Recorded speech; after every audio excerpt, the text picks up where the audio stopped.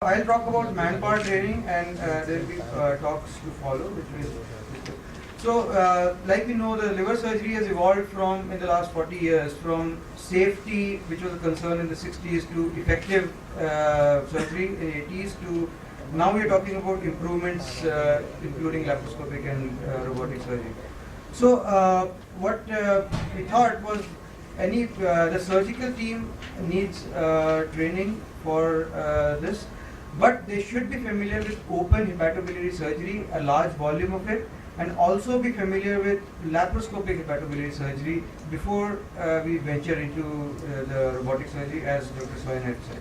And there should be enough volume of cases in the center to justify doing this training, because there is the selection of cases is going to be very strict initially.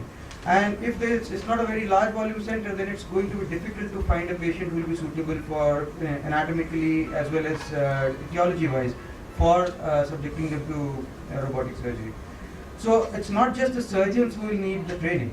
The assistants, especially the first assistant, the OT technicians, the technical maintenance personnel, which is hugely important, because when there is a robot, you're doing a procedure, you're in the middle of procedure and you want to switch your arms, and there is nobody who knows how to do that. So it's going to be very difficult to find a person at that time, and most of the times you'll need to convert for such a situation.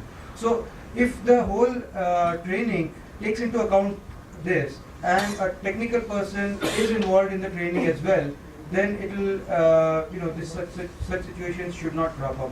In fact, there is a registry for the robotic surgery people that we maintain in our institute, and there is a person for entering data and all, so we have that also.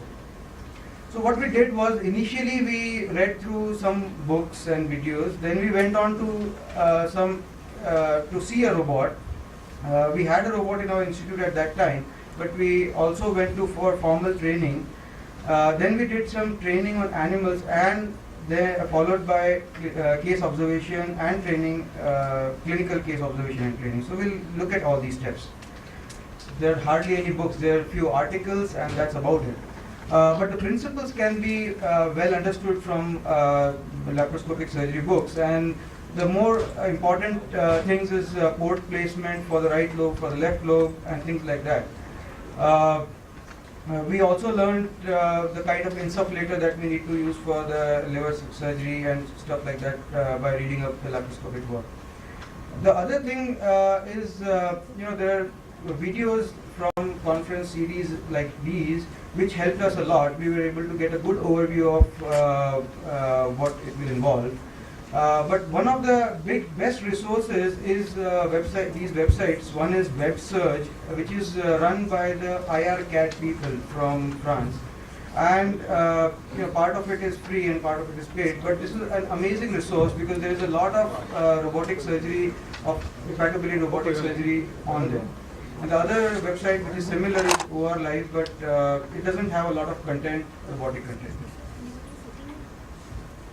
So what we did was, we went to IRCAT in Strasbourg, and there are a couple of, it is a very structured program over 2 days, and the first day is introduction to the robot. So they will introduce you to all the parts of the robot, how to get out of emergency situations, how to do emergency de-docking, how to do docking, how to do draping, all the technical aspects of it.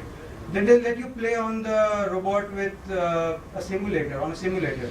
So, about 1 day you spend doing all the, you get familiar with the robot, how to dock, undock, emergency dock, what happens if the power goes away. So, a lot of things are covered, and it's a very structured program. The second day, you operate on pigs, and, depending on what your specialty is, you can do a liver section. We did a liver section, and then we did a splenectomy and hepatogenostomy. So it was quite a good and structured training. They also have centers running in Paris, in Taiwan, and also in Brazil now. So they have quite an extensive network and a very well structured program. So that's where their centers are. They have collaborations with different centers. Then the next step was to see some clinical cases, to see actually what the problems are on the patients. And then we went to Grosseto, where Dr. Giulianotti runs a course once a year. And it covers not just hepatobiliary surgeries, but endocrine and other surgeries as well.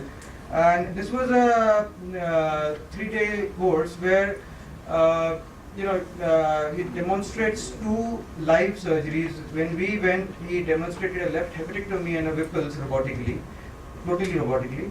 And this is also followed by a formal teaching, which includes where to put the ports and what are the difficulties that are faced, and very extensive and interactive session it was. So obviously, as mentioned earlier, the largest experience also comes from Professor Giulianotti, and he has a lot of major resections in his series and about 5% conversions, which is standard.